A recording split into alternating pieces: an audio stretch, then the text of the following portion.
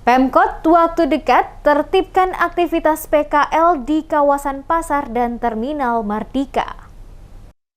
Pemerintah Kota Ambon dalam waktu dekat kembali melakukan penertiban aktivitas berjualan para pedagang kaki lima atau PKL, baik di Terminal Mardika maupun di badan jalan untuk mengembalikan fungsi terminal dan melancarkan arus lalu lintas di kawasan Pasar Mardika. Kepala Dinas Perindustrian dan Perdagangan Kota Ambon, John Slarmanat menyatakan, Pemkot telah melayangkan 2 kali surat pemberitahuan kepada para pedagang dan segera mengeluarkan surat pemberitahuan ketiga. Dikatakan, petugas akan mengambil langkah tegas terhadap para pedagang yang tidak mengindahkan surat pemberitahuan tersebut. Menurut Slarmanat, seharusnya pelaksanaan penertiban sudah dilakukan beberapa waktu lalu. Namun hal tersebut ditunda dan waktu dekat penertiban itu baru akan direalisasikan. Untuk itu, dia meminta para pedagang dapat mengindahkan himbauan pemerintah itu.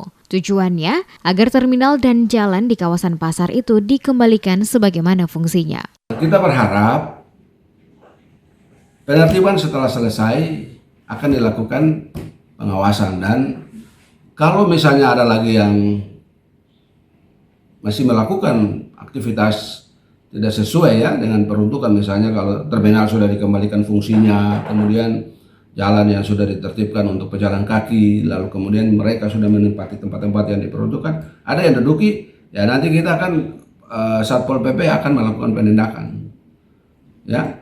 Satpol PP akan melakukan penindakan untuk yang tidak mengikuti apa yang diatur oleh pemerintah. Seperti itu, pasti kita akan membuat ketegasan untuk itu.